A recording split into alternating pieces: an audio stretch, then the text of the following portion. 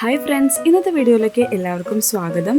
ഈ വീഡിയോയിൽ നമ്മൾ കാണുന്നത് നല്ല ടേസ്റ്റി ആയിട്ടുള്ള എൻ്റെ വീട്ടിൽ ഉണ്ടാക്കിയിട്ടുള്ള കൊങ്കണികളുടെ ഇഷ്ടവിഭവമായ പത്രോടെ പ്രിപ്പറേഷനാണ്. മഴയിൽ തളരിടുന്ന ചേമ്പരയ്ക്ക് വല്ലാത്ത രുചിയാണ്.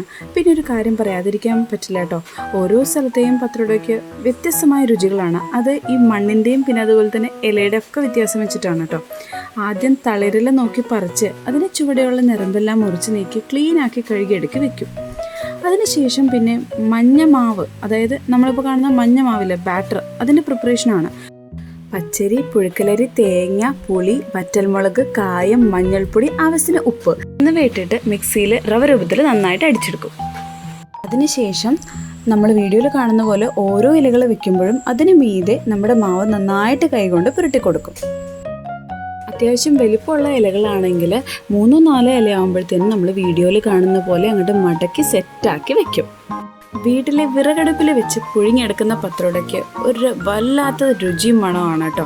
പിന്നെ കഴിക്കുന്ന വിധം അത് പിന്നെ എളുപ്പമല്ലേ.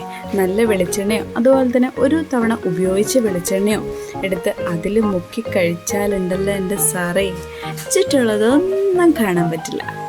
അപ്പോളേ നിങ്ങൾക്ക് ഈ ഷോർട്ട് വീഡിയോ ഇഷ്ടമായെങ്കിൽ എൻ്റെ ഈ ചാനൽ സബ്സ്ക്രൈബ് ചെയ്തും അതുപോലെ തന്നെ ഷെയർ ചെയ്തും കമൻറ്റ് ചെയ്തും ലൈക്ക് ചെയ്തും എന്നെ അങ്ങോട്ട് അനുഗ്രഹിച്ച് വിട്ടോളൂ. അപ്പം നമുക്ക് അടുത്തൊരു എപ്പിസോഡുമായിട്ട് കാണാം.